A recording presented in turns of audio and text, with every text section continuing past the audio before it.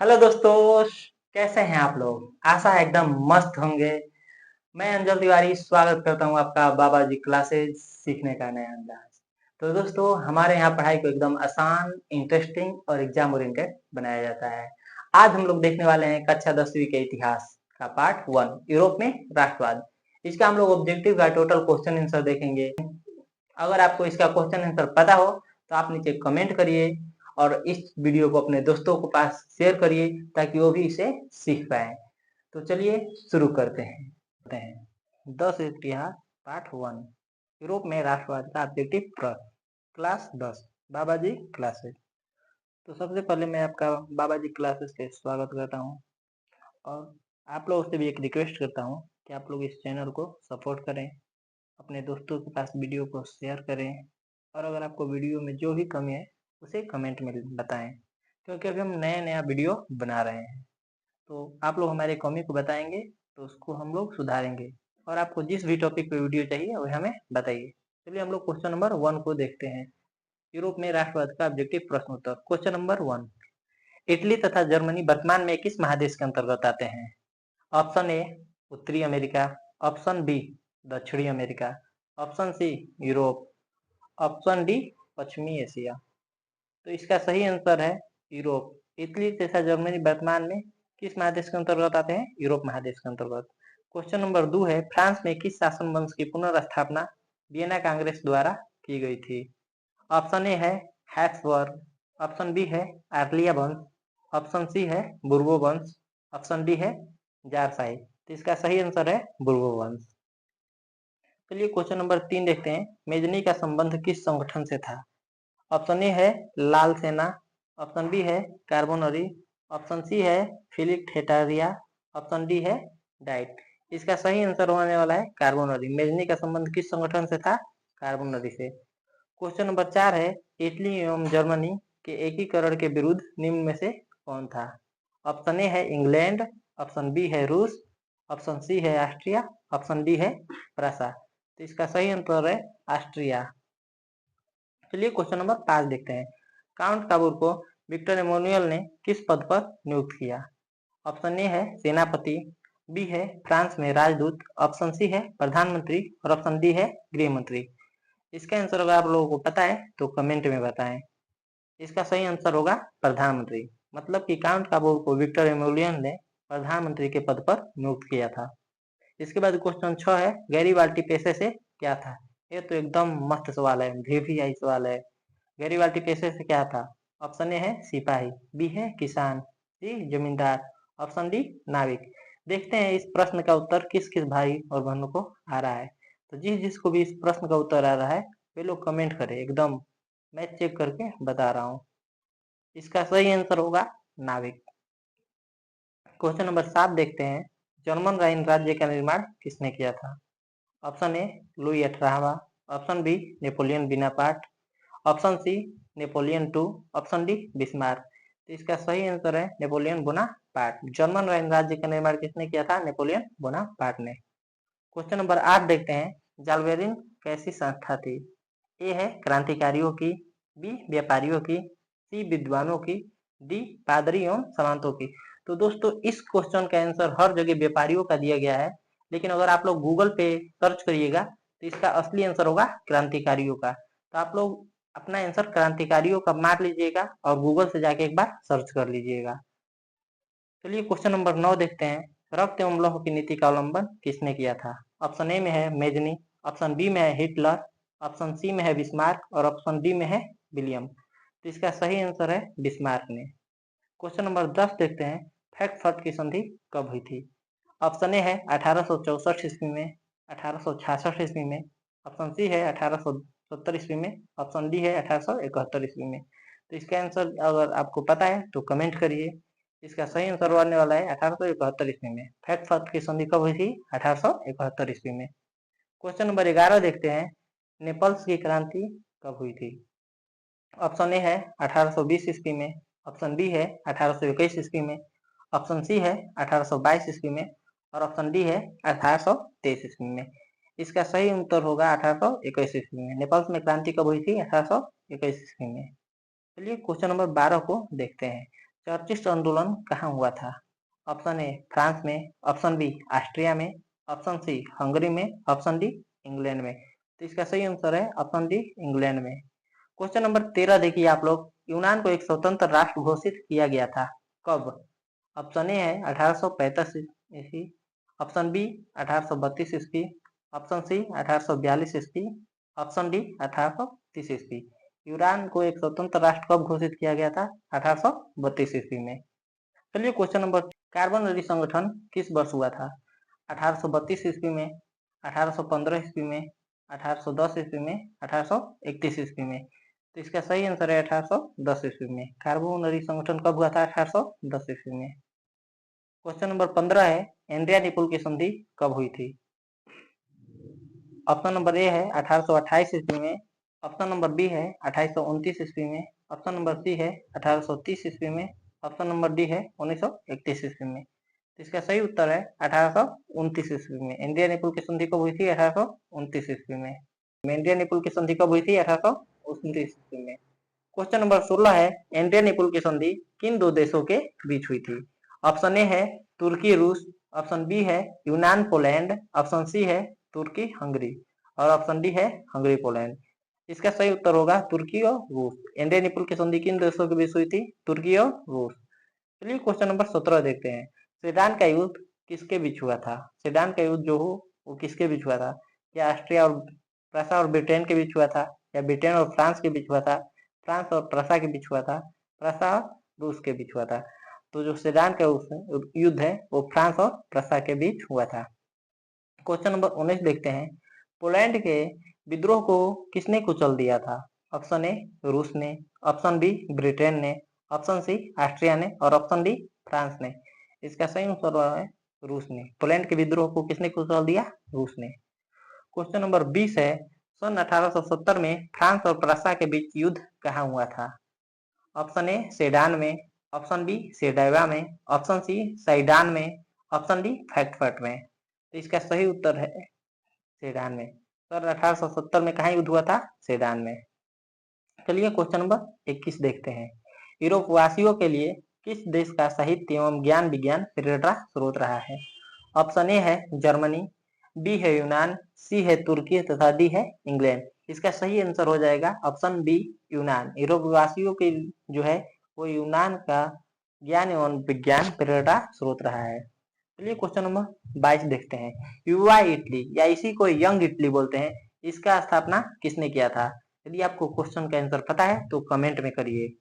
युवा इटली या young Italy का स्थापना किसने किया था? क्या मेजनी ने किया था, या काउंट काबूर ने, गैरीबाल्टी ने, या बिस्मार्क ने?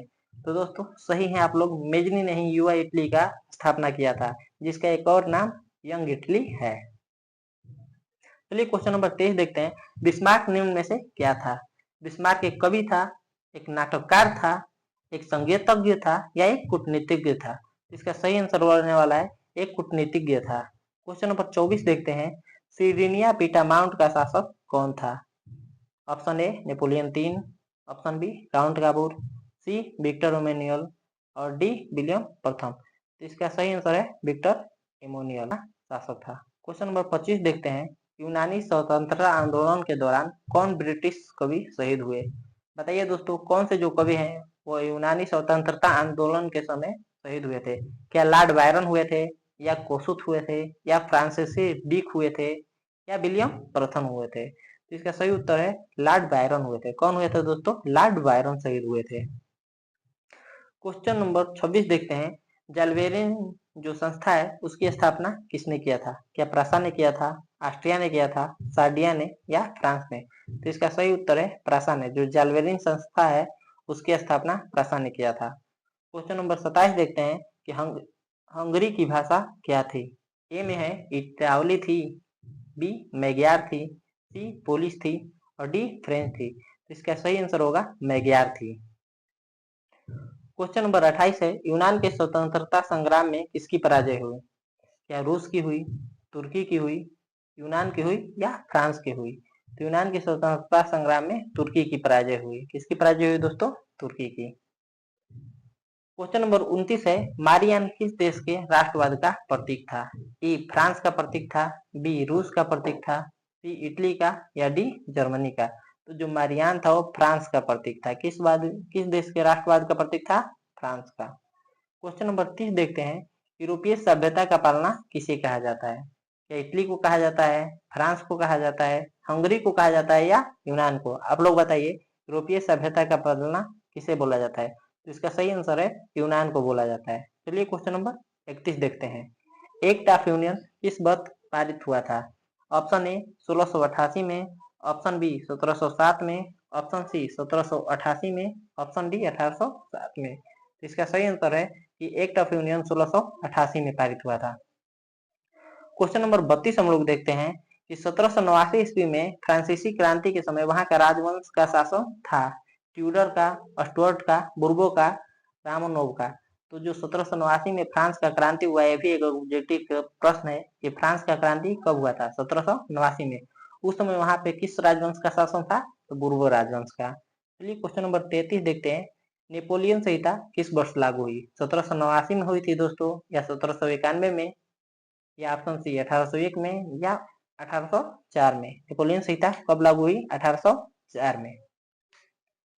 क्वेश्चन नंबर 34 देखते हैं कि जर्मनी के एकीकरण के लिए बिस्मार्क ने कितने युद्ध किए थे?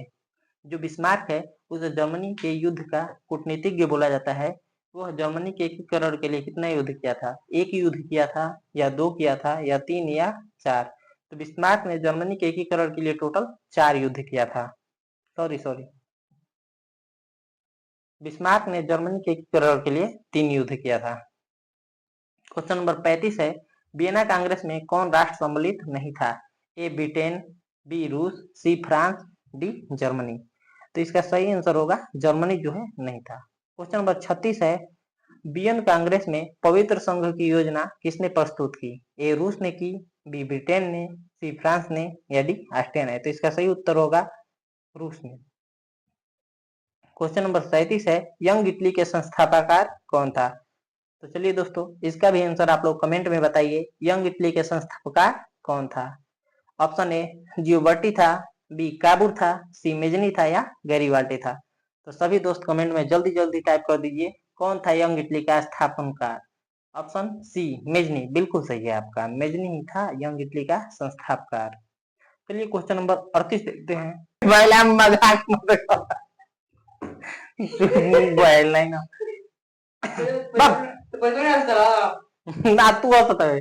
चलिए क्वेश्चन नंबर 38 को देखते हैं। भाई वीडियो चलाता है यार, हंस ले हंस ले। फ्रांस के किस राजा ने कहा था, अंग्रेजी राजा की भांति शासन करने की अपेक्षा लकड़ी काटना अधिक पसंद करूंगा? ऑप्शन ए लुई 16वां ने, ऑप्शन बी नेपोलियन ने, ऑप्शन सी लुई नेपोलियन ने, ऑप्शन डी चार्ल्स दशम ने? तो इसका सही आंसर होगा चार्ल्स दशम था। वो बोला था कि मैं अंग्रेजी राजा की भांति शासन नहीं करूंगा, बल्कि मैं लकड़ी काटूंगा। कौन? चार्ल्स दशम। चलिए क्वेश्चन नंबर 39 देखते हैं कि प्रसा का शासक कौन था? क्या नेपोलियन बोनापार्ट था, या नेपोलियन III था, या विक्टर एमोलियन था, या विलियम प्रथम था? तो इसका सही आंसर होगा विलियम प्रथम। विलियम प्रथम था, वो प्रसा का शासक था, और उसने विक्टर एमोनियल को प्रधानमंत्री के पद पे नियुक्त किया। चलिए क्वेश्चन नंबर 40 देखते हैं। यूरोप का मरीज किस देश को कहा जाता है? क्या दोस्तों रूस को कहा जाता है, जर्मनी को कहा जाता है, तुर्की को कहा जाता है, या यूनान को? अगर आपको पता है तो जल्दी से इसका आंसर कमेंट करें। यूरोप का मरीज किसे कहा जाता है? इसका सही आंसर होगा यूरोप का मरीज तुर्की को कहा जाता है। चलिए क्वेश्चन नंबर 41 पढ़ते हैं कि नेपोलियन ने जर्मनी में किस संघ की स्थापना की? ऑप्शन ए ट्रांसपेडेंट संघ, ऑप्शन बी सिसिलपाइन संघ, ऑप्शन सी राइन संघ, ऑप्शन डी में से कोई नहीं। तो नेपोलियन ने जर्मनी में राइन संघ की स्थापना की थी। क्वेश्चन नंबर 42 देखते हैं। किस संधि द्वारा स्वतंत्र यूनान राष्ट्र की स्थापना हुई? ऑप्शन ए वियना की संधि द्वारा, ऑप्शन बी कस्तूनिया की संधि द्वारा, ऑप्शन सी प्राग की संधि द्वारा, ऑप्शन डी एंड्रिया निपुल की संधि द्वारा? तो इसका सही आंसर है एंड्रिया निपुल की संधि द्वारा यूनान राष्ट्र की स्थापना हुई थी। तो दोस्तों, अगर आपने अभी तक इस वीडियो को अपने दोस्तों को शेयर नहीं किया है तो अपने दोस्तों को भी शेयर कर दें। चलिए क्वेश्चन नंबर 43 देखते हैं। यंग यूरोप की स्थापना किसने किया था? ये क्वेश्चन रिपीट हो गया है, आप लोग इसका आंसर कमेंट में बताइए जल्दी से। इसका सही आंसर है मेजनी ने यंग यूरोप की स्थापना किए थे। चलिए क्वेश्चन नंबर 44 देखते हैं। नौ गुएल्फ आंदोलन कहाँ हुआ था? नौ गुएल्फ आंदोलन कहाँ हुआ था? इटली में हुआ था, या जर्मनी में हुआ था, या फ्रांस में, या ब्रिटेन में? इसका सही आंसर है कि नौ गुएल्फ आंदोलन इटली में हुआ था। क्वेश्चन नंबर 45 देखते हैं। मीटरनिक कौन था?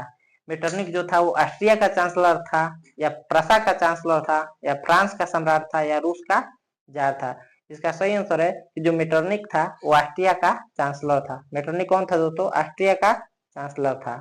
क्वेश्चन नंबर 46 देखते हैं कि कार्बोनरी की स्थापना कब हुई थी? ऑप्शन ए 1810 ईस्वी में, ऑप्शन बी 1815 ईस्वी में, ऑप्शन सी 1830 ईस्वी में, ऑप्शन डी 1848 ईस्वी में। इसका सही आंसर है कार्बोनरी की स्थापना 1810 में हुआ था। चलिए क्वेश्चन नंबर 47 देखते हैं। 1830 की क्रांति के बाद फ्रांस में किस शासन का स्थापित हुआ था? निरंकुश राजतंत्र हुआ था, संघीय शासन व्यवस्था हुआ था, गणराज्य हुआ था, या संवैधानिक राजतंत्र हुआ था? इसका सही आंसर है निरंकुश राजतंत्र हुआ था। चलिए क्वेश्चन नंबर 38 पढ़ते हैं कि लाल कुर्ती नामक संगठन का। क्वेश्चन नंबर 48 देखते हैं कि लाल कुर्ती नामक संस्था का गठन किसने किया था? क्या बिस्मार्क ने किया था, काबूर ने, मेजनी ने, या गैरीबाल्टी ने? इसका भी क्वेश्चन का आंसर अगर आप लोगों को पता है तो आप लोग कमेंट में करना ना भूले, जल्दी से कमेंट कर दीजिए। इसका सही आंसर है गैरीबाल्टी ने। जो लाल कुर्ती संस्था है उसका स्थापना गैरीबाल्टी किया था। क्वेश्चन नंबर 49 देखते हैं। राष्ट्रवाद की अवधारणा का जन्म किस घटना से माना जाता है? क्या पुनर्जागरण से माना जाता है, या धर्म सुधार आंदोलन से, या गौरवपूर्ण क्रांति से, या फ्रांस की क्रांति से? इसका सही आंसर है पुनर्जागरण से। राष्ट्रवाद की अवधारणा का जन्म पुनर्जागरण से माना जाता है। क्वेश्चन नंबर 50 एकदम इंपॉर्टेंट और मस्त क्वेश्चन है। रक्त और लौह की नीति किसने अपनाई थी? इसका क्वेश्चन सभी भाई कहेंगे।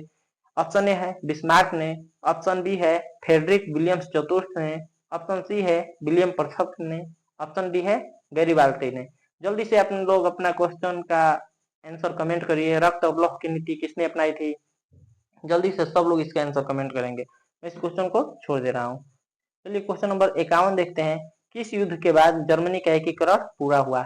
क्या क्रीमिया का युद्ध था, या सिडोवा का युद्ध था, या प्रासाद डेनमार्क युद्ध था, या सेडान का युद्ध था? चलिए जल्दी से आप लोग कमेंट करिए। इसका सही आंसर है सेडान के युद्ध के बाद जर्मनी का एकीकरण पूरा हो गया था। चलिए क्वेश्चन नंबर 52 देखते हैं। किस संधि द्वारा जर्मनी का एकीकरण पूरा हुआ था? क्या वो डेनमार्क की संधि थी, या गेस्टिन की संधि थी, या प्राग की संधि थी, या फ्रैंकफर्ट की संधि थी? जर्मनी का एकीकरण किस संधि के द्वारा पूरा हुआ था? फ्रैंकफर्ट की संधि के द्वारा। चलिए क्वेश्चन नंबर 33 देखते हैं।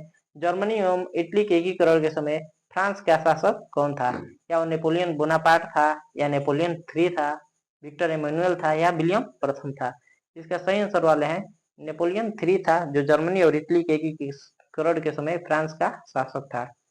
तो दोस्तों आज हम लोग इतना ही क्वेश्चन देखते हैं। टोटल 53 क्वेश्चन है। अगर आपको इस क्वेश्चन का PDF चाहिए तो आप लोग हमारे टेलीग्राम चैनल से जुड़ जाएं, जिसका लिंक हम लोग अपने वीडियो के कमेंट में दिए हैं। और आप लोगों को ये वीडियो कैसा लगा हमें जरूर बताएं। तो चलिए मिलते हैं एक नए वीडियो में, तब तक के लिए बाय बाय।